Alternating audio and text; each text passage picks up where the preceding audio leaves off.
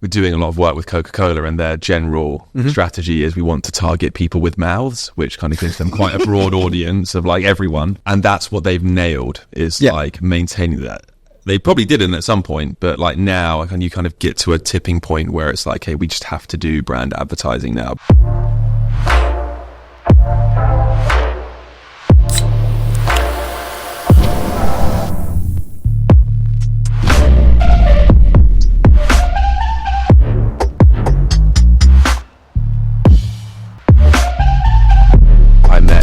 From Motiverse, and some of the stuff they're talking about doing with cars and just like the driving behind it, and then like being able to lease out certain parts, again, for what is a very fanatical car audience. That makes a ton of sense. Like their virtual car won a virtual tournament, that's a cool thing to then own. And I think it's exactly what you're saying. It's just like, you would then stick around because you have something that not only has value to you, but has value to other people. And I think that's perhaps some of the point that the large developers are missing, is that you're forcing people to buy new games, so they are quite transient with the ownership they feel of certain things they generate. Because you see on YouTube kids that are like, I'm just going to sit and grind and get the camos for this sniper. But if it was like a particular gun in a game that had like completed a mission with a perfect score, like that becomes like an artifact almost, which is which has cultural import, and that's what gives it value. So it has value for its actual utility. I can still use it in the game, but it also has value because there's only one of these, or everybody within this community recognizes that this is the one that won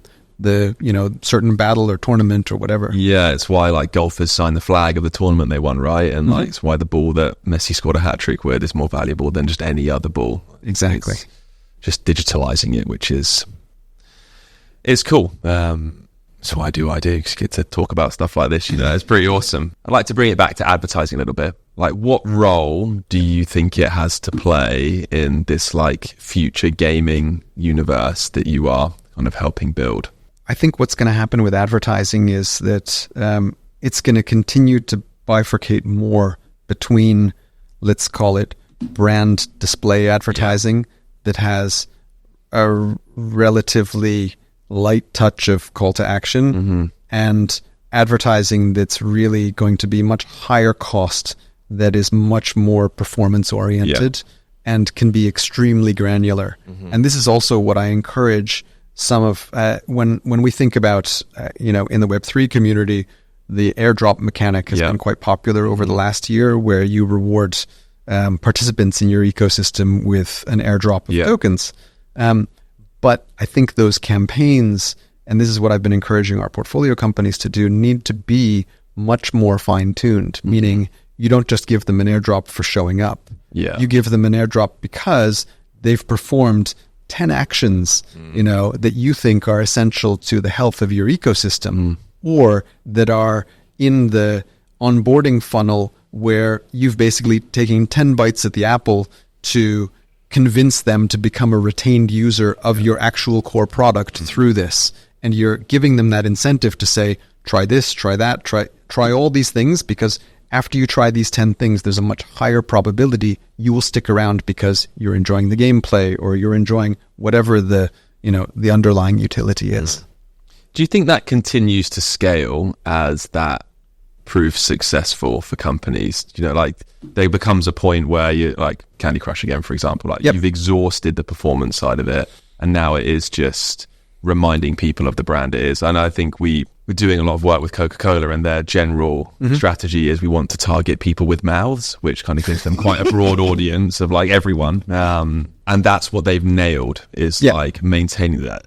They probably didn't at some point, but like now you kind of get to a tipping point where it's like, hey, we just have to do brand advertising now, because it's the same reason you want to be on a Formula One car, right? Like that is an important place to be, or sponsor a football team, whatever it is. But there's somewhere like, 'cause there's performance and there's branding, and there's like a little space in between. I think that is crypto or Web3 is not great at doing that. I always joke and say you either work with the KOL or you sponsor a football team, and there's not a huge amount in between. I think that's where a lot of the maturity in the sector is going to come from, is like figuring out how you get from Twitter to wherever it is, Red Bull Racing, like there's something in between, but it seems to you like go in here or you come in here, you don't do the bit in the middle necessarily. And I wonder what that inflection point is where it's like, hey, we've done this now. Is there like a number in your mind, or is it, how would you, and when would you recommend someone goes, okay, that worked, now this is where we go to really? So I think that within the Web3 community, the vast majority of, in my opinion, advertising and marketing spending should be towards things that are performance oriented, things that are driving the growth of your core product, because most people are still in reasonable startup mode, meaning they're not mature businesses. And so the growth of client and user base is paramount.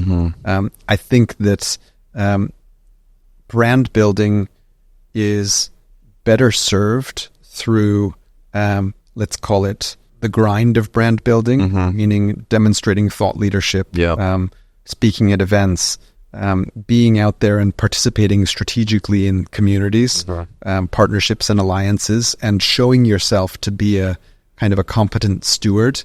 Because I think one of the things in a sort of a nascent space like we have is that it takes a while for companies to build credibility, and that's just a function of time.